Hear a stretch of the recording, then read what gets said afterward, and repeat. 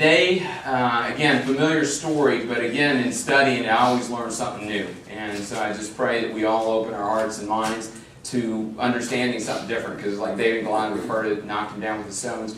But I think there's some personal application that we'll get out of this, and I know I did in studying it this week. So kind of the theme for this is defeating the Goliaths in your life, or this theme of what you choose to focus on magnifies in size. When I was a junior in high school, we were playing, had a really good season, and it was one of those Hoosiers type seasons. We were kind of one district, one region, grew up in Memphis, and played in a very competitive district. And then we got to the sub-state game, and we had gone undefeated through district, won the championship, won the region, and you got one game called the sub-state that was basically, if you win that, you go to the state championship, get to play at Vanderbilt Coliseum, and if you lose, well, the season's over. You know, you had to do good. And so we were playing this team, Northside, it was on the other side of town, and they had lost to a team called Melrose, and these were the top two teams in the city. And they were mad about losing to them, and I think it felt like they were going to come over here and beat us, but we, because of our record and because they had lost and we had won the region, we got to play at our home gym. So it was interesting. They had a player on their team whose name was Richard Madison. And with any great player, especially in the city of Memphis, they had a good nickname. And his nickname was the Master Blaster. So, yeah, it's like, wasn't Goliath, but it was the Master Blaster. And he had done a lot to earn that reputation. He was 6'9", great player, went on to play at Kentucky, was just a great player. And he wasn't even their tallest guy, he just happened to be their best player. They had another guy whose nickname was Tree, and so you can imagine he's even taller, so he had earned that nickname through height and also that. So their front line was huge. Our tallest guy was 6'4". Our best player was 6'1", and so it was interesting. Our coach during that time said, well, it kind of kept us in the locker room a little bit more. So as you play on a team, there's a cadence that you have as far as when you hit the court, when you do warm-ups, when you come out of the locker room, all of that things. As an athlete, you get conditioned on, okay, this is what we do. We noticed that we were kind of in the locker room a little bit longer. And one of the strategies, and he talked about it afterwards, was he didn't want us, getting on the court and looking at the size of Tree and Master Blaster and just like really saying, man, they're really big and they're really tall, and how are we going to win this game? So we get out there, and all we had time to do was really warm up, get our layups in, and do it. The other strategy that we used is that sometimes we would press, and in basketball it means picking up full court. And so most of the time you're retreating, you're playing and defending the basket and everything, but we were going to press, and he said we're going to press from the very start of the game, because they were a team that liked to do that, but most teams who like to do that don't like you to do that and put pressure on them. And so we did that. We were more proactive than reactive, and so we went against them, pressed them, got some early steals, some early buckets. They were getting frustrated. The coach has to call timeout. We're up 9-0 after, they're like, what happened? And they never fully recovered for that. The rest of the story is we won the game and went on to play in the state tournament. And I think as it relates to, as I was thinking about giants in my life, or giants that we had faced, it was a great example of facing somebody who was huge and a team that had all the physical size, but we relied on collective effort around that. And obviously my coach was a great man of faith as well, and so taking that strength of our faith into that game, and not that God necessarily cared about the win and the loss on that day, it wasn't like what we're going to study today, but it was having the strength and the courage and putting our faith in the right things to be able to have confidence to go into battle on the court. This was a much more serious battle. And we're going to pick up on this theme of what you choose to focus on magnifies in size. And this will be a recurring theme through this, because I think we see this in Saul and we see a contrast in David. And it's really important because there are things that come in our mind. If we choose to focus on something, it's going to get bigger in size. Some of the work I do with athletes, because I do a lot of work with business people, but with athletes, and this is true in all aspects of life, I'll be working with a golfer, and they may see a sand trap, and they think about that. If they constantly are thinking about the sand, it gets bigger and bigger and bigger. So that small sand trap can become a beach in Galveston by the time they're through with it. Because it's like sand, sand, sand. I want to avoid the sand, sand, right? That maybe improve somebody's golf game today. So. But if we focus on our goal and focus on the right things, and we choose to do that, that can become huge in our lives and can really empower us in the things that we do. And so it's how we feed that fear and also our faith. I want to start off with this verse as well. In John 16:33 it says, I've told you these things so that in me you may have peace. In this world you'll have trouble, but take heart, I've overcome the world. Jesus was telling the disciples a lot of things that they were getting ready to face. And he was saying, in this world you're going to have trouble. And he wasn't talking about, not being able to find a good parking spot at HEB on the weekend, to try to do that. Not that kind of trouble. Major league trouble. Trouble like my best friend from high school just faced. He's a pastor here in town now, and we grew up together in Memphis. And on Friday he gets the call that his dad unexpectedly passed away. And he's been all week preparing a message, and he gets the call, and suddenly he's in Memphis and having to deal with it. That's the kind of trouble that Jesus was talking about. It's a very strong word in here. And all of you may have a testimony around the type of trouble that we might face in this world. But then he says, take heart, and that isn't one of that, it'll be okay. He was talking about, that heart word is a very strong word. It's about giving courage to you. Take heart in me, I've overcome the world. And that's the power that we have to rely on every day when we talk about the troubles that we face. So let's get into 1 Samuel 17 and look a little bit at the story of David and Goliath and kind of open our minds up to maybe some new things that we didn't recognize the first time. So I'm going to start in verse 3, 1 Samuel 17. And the Philistines stood on the mountain on one side, and Israel stood on the mountain on the other side, with a valley between them. And there came out from the camp of the Philistines a champion named Goliath of Gath, whose height was 6 cubits and a span. He had a helmet of bronze on his head, and he was armed with a coat of mail, and the weight of the coat was 5,000 shekels of bronze. And he had bronze armor on his legs, and a javelin of bronze slung between his shoulders. The shaft of his spear was like a weaver's beam, and his spear's head weighed 600 shekels of iron. And his shield-bearer went before him, and he stood and shouted to the ranks of Israel, Why have you come out to draw up for battle? Am I not a Philistine, and are you not servants of Saul?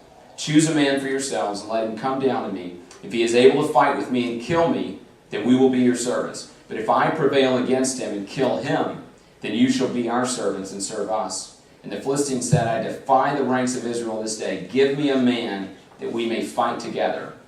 And he said, when Saul and all Israel heard these words of the Philistine, they were dismayed and greatly afraid. So again, this was a common challenge, and it really wasn't like a tall, mountain that we think about in Colorado and everything. These were more hills. I looked at, kind of these were more hilly areas. And it had brush and other things like that. And there was a valley in between them. And you think about when players line up, for the national anthem and everything, this would be, they line up for the national anthem, and then somebody steps forward and says, okay, give me your best guy, and I'm going to go one-on-one with him. And back then, it was a very common way to say, okay, let's just go one-on-one, see who wins, and then that's who wins the battle. And they were close enough on the mountain to get down in the valley to be able to hear the trash talking that basically Goliath was doing. And there are a lot of things in there that, what is a shekel of this, and what's a span, and what's a cubit. So here's really the situation. You got a guy who's 9 feet 9 inches tall, okay? A giant, Goliath of Gath. And he's cursing and he's hurling insults at you, God, your king, your army. His armor, just to translate that, his armor alone weighs about 125 pounds. So he's a big man, and he's got armor that's very strong. The top of the spear weighs about 15 pounds, and it's made of iron. And again, he wants to fight one person. And what's worse is that Saul, your king, is the one who's taller than any of the people. He's the most handsome, most athletic. In the high school yearbook, he was voted most likely to succeed. I mean, Tanya went through that several things. The one that's in every picture, right? And yet, he's cowering in the corner, and the whole troops are following him. And we see in a lot of examples leading up to this where Saul had put his confidence in the wrong things. And he would battle with confidence in himself and not putting it in God. And then get to these points where he was fearful. He was, we just saw several chapters ago that he was taller than any other person in the land. He was the most likely to go face Goliath in this one-on-one challenge. But he's over there dismayed and greatly afraid. And everybody's following his leadership as well. A couple of chapters before also, we saw that Samuel had to step up because Saul didn't execute on everything that God had said and kill everybody of Amalek, and so he had left their king. And there's a verse in there where Samuel says, okay, I'll do it, and he's the judge and the prophet and the priest and everything else back then, but he has to go and chop off the head of the king and do the work that Saul had asked about. It's a very gruesome picture, but Samuel's like, this guy keeps failing over and over again. And basically God had gotten to a point where he said, I've rejected him, and we've got to pick a new king. And David had gotten anointed at this point. But we really see the leadership of David. But David's focus was different. We get into verse 12, and it talks about who David is, and he's the youngest of 8 sons, and 3 of his brothers have gone to the battle, so they're in the battle. But David at this point is still a shepherd. He's keeping the sheep, and his dad is sending him back and forth to give food to his brothers. And so one day he happens, and he says, David, why don't you go send some food to your brothers and see what's going on, see how they're doing, and bring me back. It's funny because he says in the last half of verse 18, see if your brothers are well, and bring some token from them. So I don't know if he brought Saul's head back to him as a token, but I think he was thinking less than that. But so they're fighting, and David gets up there, and he hears this going on. He hears what's going on from Goliath. 40 days this went on, morning and night. He was coming up with the same challenge, talking the same thing, saying, who's going to come down and fight me? Who's going to come down and fight me? And it said, all the men of Israel saw this in verse 24, and they fled from him and were much afraid. And the men of Israel said, have you seen this man who has come up? In verse 26 it says, and David said to the men who stood by him, what shall be done for the man who kills this Philistine and takes away the reproach from Israel? For who is this uncircumcised Philistine that he should defy the armies of the living God? It's really interesting to me in that David has no authority other than he's been anointed at that point, so he has authority from God. But he's been tending the sheep. He has no visible authority, but he is speaking leadership words to them at this point in time. He's encouraging them. He's saying, are we going to let this guy talk about God in this way? Not necessarily about us, but he's saying, are we going to let this guy defy our God? And it shows a contrast. Saul was dismayed and greatly afraid and cowering in the corner, and he's the king. He's God's first anointed king. David has been anointed, but doesn't have any physical authority at this point, but yet he's coming and trying to speak leadership into the men and into the army, and he's speaking about the right things, about defying God.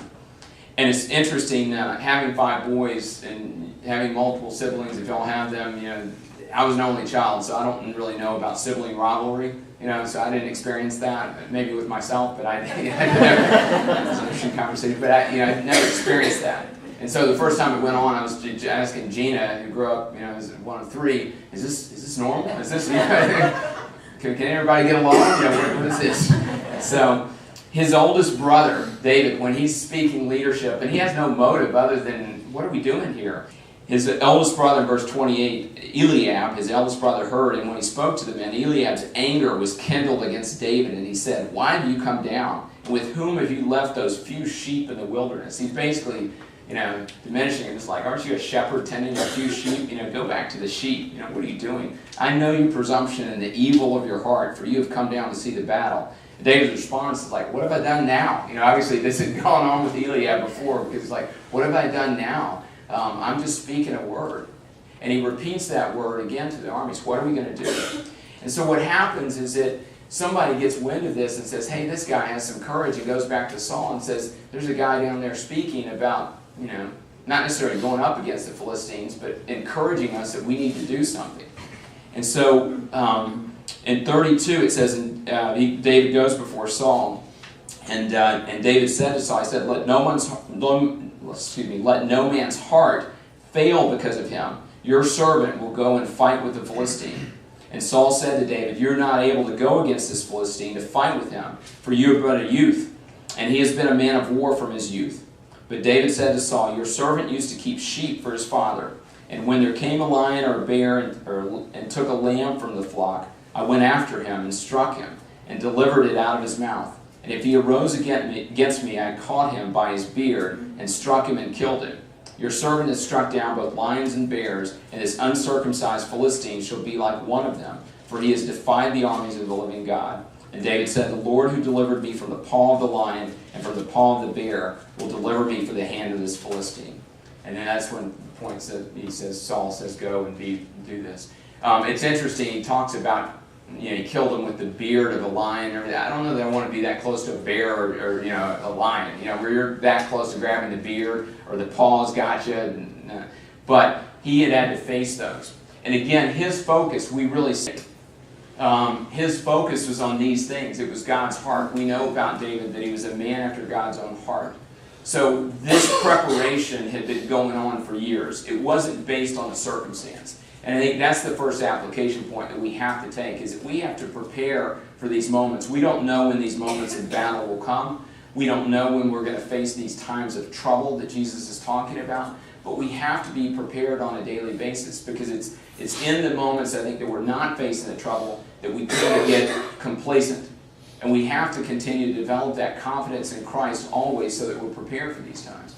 And also that we can rely on God's peace and His power. In these moments of fighting the bear and the lion, David had peace in going up against Goliath. He said that he had an internal peace about him, and he understood God's power in all of these situations. That God would be and show up and come through in those. And then also that he was all about God's name, His glory, and His renown. I love this verse from Isaiah 26:8. It says, "Yes, Lord, walking in the ways of your laws, or ways of your truths, we wait for you. Your name and your renown are the desires of our heart." And again, that was his focus. His focus was all about a man who was defiling God and what they would want to do about that. Not about his own personal glory or about his own personal failings or fears or his strengths, but it was focused on protecting the name of God and standing up for Him in that moment as well. And it's a very different focus from what focus Saul was focused on. David had a shift in that, and that's where his confidence lied as well. So we know the rest of the story. What's interesting in this, in verse 38, before he goes into battle, Saul says, "Okay, I understand that God has delivered you from the bear and the lion. You're going to go forth." And it's interesting. David says it was God in those moments. It wasn't necessarily me. It was God's strength. So Saul says, okay. But then he goes back to physical strength. He clothed David with his armor in verse 38. He put a helmet of bronze on his head and clothed him with a coat of mail. Obviously, this coat of mail, whatever it was very important, because everybody wore the coat of mail. And David strapped his sword over his armor, and he tried in vain to go, for he had not tested them. Then David said to Saul, "I cannot go with all these, for I have not tested them." So he took them off. I was reminded this week, and for the runners in the room, it's interesting when you lead up, especially the Houston Marathon, and there's a big expo leading up to that. There's a 2 to 3 day expo, and all the running vendors come with the new gear, and they've got new clothing and new shoes and gear. And I'll see people walk through the expo, and they're like, "Wow, I've heard it might be cold on that. I'm going to get this long sleeve shirt. I'm going to get all this stuff, and man, there's a good hydration vest. I haven't seen that before. I'm going to buy that and try it out for the first time on Sunday. When I run the marathon." And it's like I felt like thinking about David, because if you haven't tested something out in your runs and everything, it's the worst idea that you can have. Because you put in all this stuff and then don't realize that for 3 or 4 hours, however long you're going to be running, it may warm up, during the day. You may not need that long sleeve shirt that you bought at the expo. But there are a lot of people who kind of come in the first time and get all this stuff. Say, "I'm going to go into battle with stuff that I've never tried out before," or this brand new pair of shoes that you've never worn before. But there's a great deal on them, and I'll put them on. See how that goes for the first couple of miles. But again, David saw that and said, "I can't do this. I've got to rely on the things that God has given me, the strengths and the things that I've used." And so we know the story. He chose 5 smooth stones, and in verse 41 it said, "And the Philistine moved forward and came near to David with his shield bearer in front of him. And when the Philistine looked and saw David, he disdained him, for he was but a youth, ruddy and handsome in appearance. And the Philistine said to David, 'Am I a dog that you come to me with sticks?' And the Philistine cursed David by his gods. The Philistine said to him, 'Come to me, and I will give your flesh to the birds of the air and to the beasts of the field.'" And again, David's small, got this 9-foot 9-inch giant. He said, "Today I'm going to give you to your flesh is going to be eaten by the birds and the beasts." But David's confidence was in God. And in verse 45 it says, "He said to him, 'You come to me with a sword and with a spear and with a javelin, but I come to you in the name of the Lord of hosts, the God of the armies of Israel, whom you have defied. This day the Lord will deliver you into my hand, and I will strike you down and cut off your head. And I will give the dead bodies of the host of the Philistines this day to the birds of the air and to the wild beasts of the earth." He kind of turns it on him. "That all the earth may know that there's a God in Israel, and that all this assembly may know that the Lord saves not with sword and spear, for the battle is the Lord's, and he will give you into his hand. We know the rest of the story. Goliath approaches. David quickly runs up, hits him with a stone, knocks him down, and he prevails against him. And I think it's interesting in verse 50, it says, David prevailed over the Philistine with a sling and with a stone, and struck the Philistine and killed him. There was no sword in the hand of David. Again, he was relying on the tools of the trade that God had built in him, but also relying on God's power in that moment, not in anything else, not in anything that we tend to rely on in our own lives as well.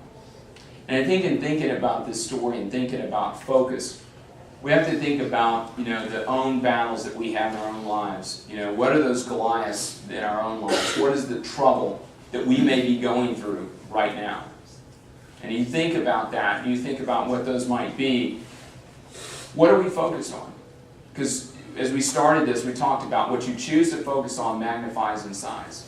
So if you're going through major trouble right now, are you focused on your strengths? That might be the first thing that we tend to focus on. Is that, what are my strengths? How can I battle in this? And I'm going to overcome this in my own strength.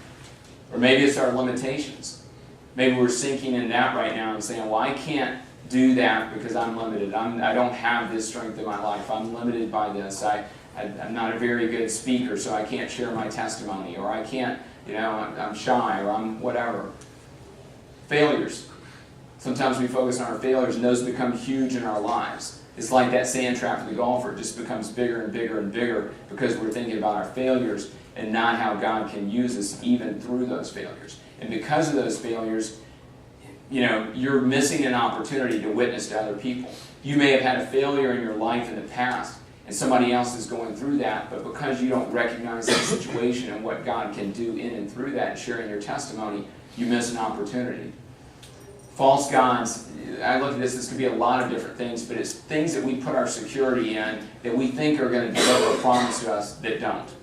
And at its worst, it could be addictions, but it also could be other things that we just trust, thinking that's going to give us the security, that's going to give us the strength. It could be our job, it could be other things, it could be what's in our bank account, but it gives us maybe a false sense of security if we're not putting that in, ultimately, our strength in God.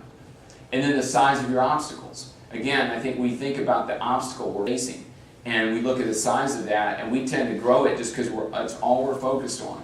And we're not focused on the size of our God and what He can do in and through our lives as well. We use an analogy in sports, and we've used it with salespeople and all kinds of other people as well, and we use it as a beach ball. You all have a pool, you've been in a pool before, right? And so what happens when you press a beach ball underneath water?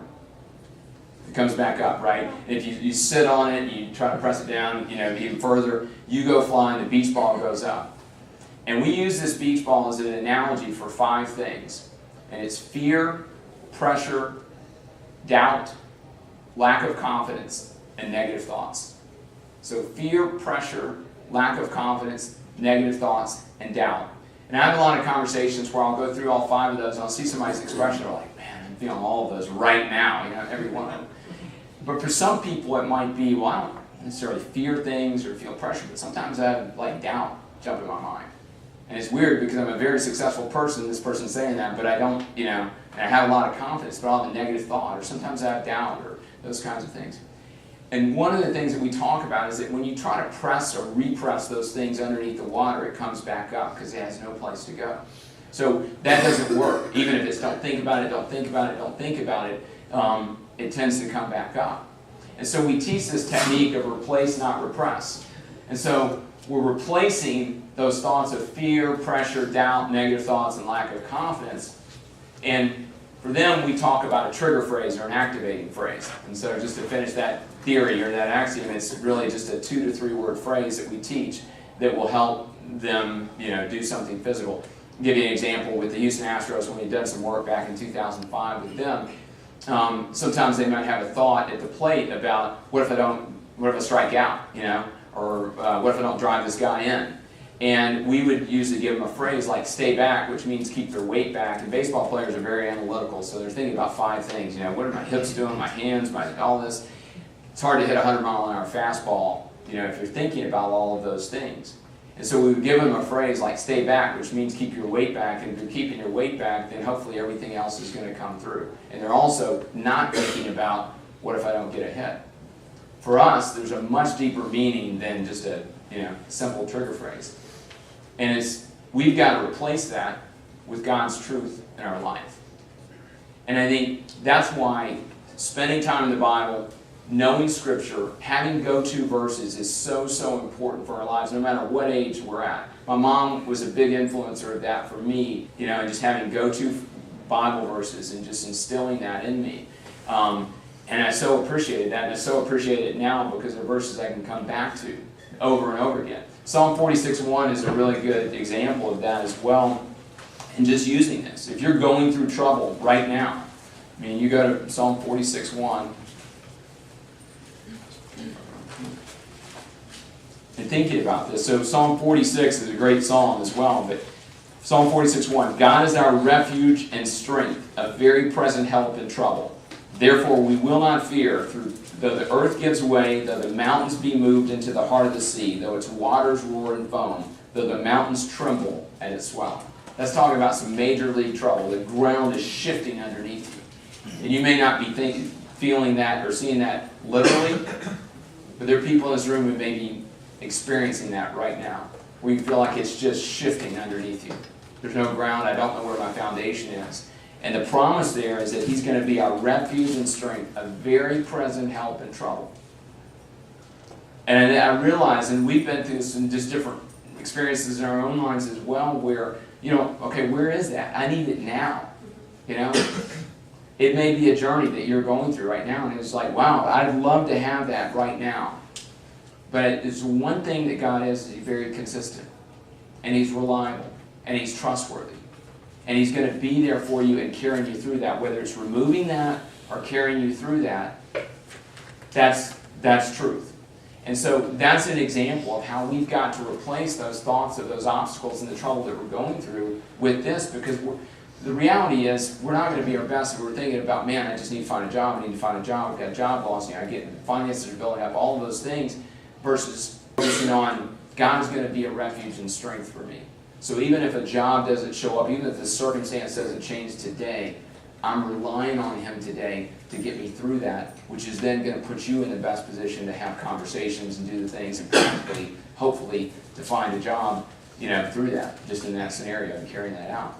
But we've got to make sure that Scripture becomes alive in our own lives. Just to close out a couple of things, I think it's important to think about what we're focused on, not that beach ball and fear and doubt. But I love this quote by Beth Moore in this devotional on David. David reminds us to measure the size of our obstacles against the size of our God. We tend to measure our obstacles against our own strength. And we often feel overwhelmed and defeated before the battle even begins, because we're looking at our own limitations and our own strength and not the size of God. We've talked about this axiom, what you choose to focus on magnifies in size. So I was studying this week. I was thinking about it's on the mountains that we overestimate our strengths. So when things are going really well, we're feeling pretty good about ourselves. And we almost overestimate our own strengths. We can handle anything because we're, look at how things, well things are going. And it's in the valley, especially when we get to a fear standpoint, that we underestimate God's power. So if we get to a point where we're ultimately fearing, what's going on, then we're not having faith in God, and we're underestimating what His power truly is. This other quote by Chuck Swindoll, writing about David: intimidation, that's our major battle when we face giants. When they intimidate us, we get tongue-tied. Our thoughts get confused. We forget how to pray. We focus on the odds against us. We forget whom we represent. And we stand there with our knees knocking, we're shaking. I wonder what God must think when all the while He has promised us, my power is available. There's no one on this earth greater, and you should trust me. But David's eyes weren't on the giant. Intimidation played no part in his life. What a man. His eyes were fixed on God. And ultimately it comes back to, whatever we choose to focus on is, again, magnifying in size. And are we going to focus on, these things? Or are we going to focus on bringing those things to the cross? And with Hebrews 12:2, fixing our eyes on Jesus, who's the author and perfecter of our faith in our lives. And he's finishing this story. And he wants this story to be used for God's glory. So how are we going to focus on that? And are we going to bring these things, all these issues that are real issues, probably some spoken, some unspoken in this class, in this church, in our community? How are we going to deal with those? And how are we going to help people deal with those? We have to point them to the cross. 3 final things, I'll close out with this. We've got to trust God explicitly. So it's got to be laid out. We must trust Him in all situations. And it has to be implicit and implied, but we need to do it explicitly, that there's an outward showing of faith in our lives and that trust is a real thing. We have to know God experientially, not just know about Him, not just know and have a personal relationship with Him, but know Him experientially. Scripture coming alive and remembering those moments. We tend to forget about those moments that we have where God has come through in our lives, and we have to know Him experientially and experience the truth of what He said. And then again, seeking Him always. Always. It pretty much covers, how in any situation, whether it be good or bad, we have to seek Him. Final quote, so often when facing our giants, we forget that we ought to remember, and we remember what we ought to forget. We remember our defeats and we forget our victories. Most of us can recite the failures of our lives in vivid detail, but we're hard-pressed to name the specific remarkable victories that God has pulled off in the past. And it's like a DVR. You choose, the part of the movie that you want to watch. And I don't know that anybody wants to watch a bad part of a movie, or a movie that has horrible acting or something like that over and over again. We like to say, wasn't that a great line? Wasn't that funny? Wasn't that a great thing when it came through in the end? Those are the things that we have a choice in replaying. And it's up to us. We have a choice in that. And with David's example, we want to focus on God to come through and to that be our focus for His glory in our lives. Dear God, we just thank You so much for everything that You've shared with us through the life of David. And I just pray as we continue to study 1 Samuel and go on that we'll have confidence in You. Lord, with all the things that are going on in this world, and maybe things that are going on in people's lives in this class, just pray for them right now. Pray that You would just give them courage, give them peace, help them to feel Your power experientially in their lives, help them see You working daily in the situations that may be there, whether it be relationship stress or finances or job loss or anxiety, all of those types of things, Lord. You know those requests, and just pray that You would just continue to see David as an example of somebody who had his focus in the right place, and allow us to have our focus on You always and in every situation and circumstance. In Jesus' name we pray. Amen.